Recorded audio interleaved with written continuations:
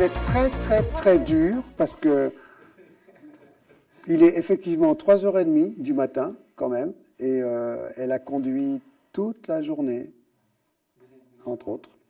Ouais, voilà. Donc on est fatigué. Moi, j'ai oublié, hein, je ne sais plus conduire. Stan, il n'est pas fatigué. Si, je suis, non, je suis très fatigué. Ouais. On te remercie, Jeannette, du soutien que tu as eu pour Stan. Non, je vous remercie à vous tous d'avoir été là pour nous. Vous et ainsi que toutes les personnes qui se sont manifestées, qui nous ont aidés de surpasser ce temps. Vous savez, c'est une expérience extraordinaire que nous avons eue. Effectivement, on est sorti beaucoup plus fort, mais surtout, on a découvert cette humanité derrière laquelle on a couru pendant 12 années de cavale et de combats clandestins. On est même allé jusqu'au bout, de l'autre côté de l'Atlantique, pour essayer de trouver ça, au Venezuela. On ne cherchait pas seulement que l'asile politique pour la cause qu'on défendait. Certes, tout à fait. Mais par contre, on a rencontré des gens absolument extraordinaires sur un plan humain. Ça nous a bouleversés, ça nous a fait un bien énorme. Et ça n'a été qu'à partir du moment où moi j'ai été arrêté qu'il y a eu ce phénomène qui fait que toute cette espèce de famille de cœur, de frères d'âme, ils sont sortis d'un petit peu partout et sont venus nous entourer. Et il y a des dizaines, des centaines, je ne sais pas combien de personnes admirables qui sont venues pour nous, qui nous ont portés à bout de bras. Et c'est la plus merveilleuse chose qui pouvait nous arriver. Donc une expérience. Ouais. Oui, comme tu expliquais tout à l'heure, dans les ténèbres les plus noires, il y a toujours les lumières qui arrivent comme par magie, quand on ne les attend pas. On te remercie d'être qui tu es, le Stan que l'on connaît aujourd'hui, toutes les histoires que Jeannette nous racontait. On te connaît aussi à travers de Jeannette. Et aujourd'hui, on est vraiment heureux de t'avoir devant notre caméra et ce témoignage que tu nous fais. Ouais, tout le plaisir est pour moi, vraiment. Et le plaisir est également pour nous et amplement partagé avec nos 47 000 abonnés qui sont... Certainement, certainement. Et évidemment, je profite par rapport à cette vidéo que tu viens de tourner qui démontre le personnage que tu es et démonte le personnage qu'on a construit de toi à travers des trolls qu'on ne citera pas, mais qui savent de qui on parle. Oui, qui est-ce qui disait qu'on reconnaît la valeur d'un être humain au nombre de ses ennemis Bon, c'est normal, hein. Quelque part c'est même flatteur. Qu'il y ait des trolls, qu'il y ait des gens qui bavent sur moi, oui, bon, qui continuent. En plus, ils sont de plus en plus identifiés et ciblés. Je pense qu'ils ont du souci à se faire en ce moment. C'est comme un certain énergumène qui croyait malin d'envoyer des messages d'une infinie perversité sous des pseudos divers à la radio, à la fameuse radio le jeudi. Eh bien, il y a tellement de gens dans cette prison qui aimeraient savoir, avoir plus de détails sur lui et faire sa connaissance. Ah, ouais. Donc c'est bien, moi j'invite les trolls et autres êtres malfaisants à continuer à s'exprimer, nous rendre un très grand service, puisque nous sommes à l'heure du grand nettoyage. Oui, parce que j'ai l'impression que la vérité commence à sortir enfin. On dirait, hein? Oui, parce qu'on avait... on ne croyait plus, hein, que... Et moi j'invite les trolls non plus à se présenter sous des pseudos, abracadabrante, qu'on ne comprend pas toujours. Seulement avec leur vrai nom, comme nous on le fait, hein. On se présente avec un visage découvert et avec nos vrais noms.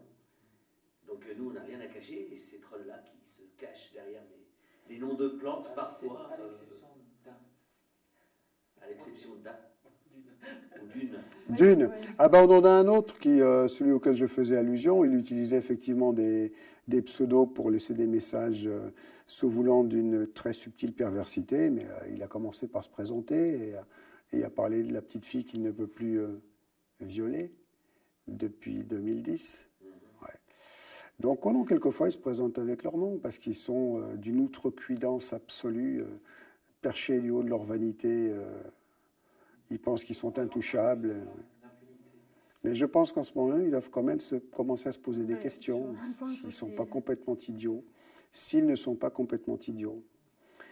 Et avant de nous quitter, en termes d'information, bien sûr, je voulais faire un peu de promo. Oui.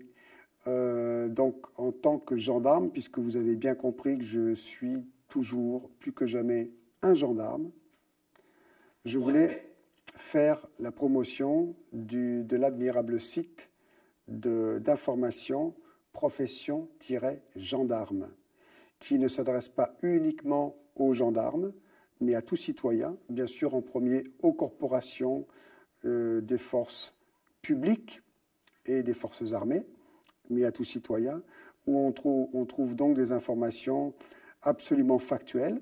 Nous avons affaire tout de même à un ancien cadre de la gendarmerie, donc on est dans le fonctionnement cérébral du gendarme factuel qui analyse des faits et qui, sur des faits et des constats, cherche, encore un complotiste, à comprendre. Qu'est-ce que c'est qu'un complotiste si ce n'est un enquêteur qui émet des hypothèses de crime en considérant une scène de crime abominable? Donc forcément, tout enquêteur est complotiste et donc cet admirable président de l'association Profession-Gendarme est un complotiste en puissance, comme je peux en être un moi-même et Jeannette aussi. On est tous des complotistes. Donc, on ne répétera pas assez. Donc Profession-Gendarme. Profession-Gendarme est un site. .fr est un site qui est tenu par un ancien cadre, un cadre à la retraite de la gendarmerie, M. Ronald Guillaumont, qui est quelqu'un d'exceptionnel, qui fait un travail exceptionnel, qui est ce dont la France a tant besoin, et qui me fait penser d'ailleurs au travail de mon grand-père, Pierre Maillot, et qui était donc le journaliste de l'AFP qui a été député, mais qui avant ça, qui a été ministre, mais qui avant ça était derrière le micro de Radio Londres. Avec sa célèbre phrase. Oui, avec sa célèbre phrase. Tu peux nous la dire, la phrase? Les Français parlent au français, et il y avait aussi ceci est un message personnel. Ouais. Quand il disait ceci est un message personnel, c'était un message codé pour la résistance, bien sûr. Oui, Pierre Maillot, de son nom de code, Pierre Bourdan. Mais en fait, je le salue toujours bien bas, bien sûr, par l'occasion. Mais là, en l'occurrence, je voulais absolument mettre le focus donc, sur cet équivalent contemporain que nous avons, ce type admirable, Ronald, qui est dans un ancien cadre de la gendarmerie et qui nous informe de ce dont nous avons réellement à prendre connaissance, s'agissant de ce complot qui est fait à la nation, au peuple souverain et à l'humanité, aux vivants, à travers son site Profession-Gendarme, qui a besoin de tout notre soutien et qui a surtout besoin qu'on honore le travail et le travail qu'il fait et les risques qu'il prend pour nous informer. C'était un très grand honneur pour moi de te recevoir et un très grand honneur de voir le petit-fils, cet grand homme que l'histoire de France connaît. Merci, mais c'est moi qui me sens très honoré d'être parmi vous et de faire l'objet de toute cette attention. Merci à ce que vous faites. Merci à vous.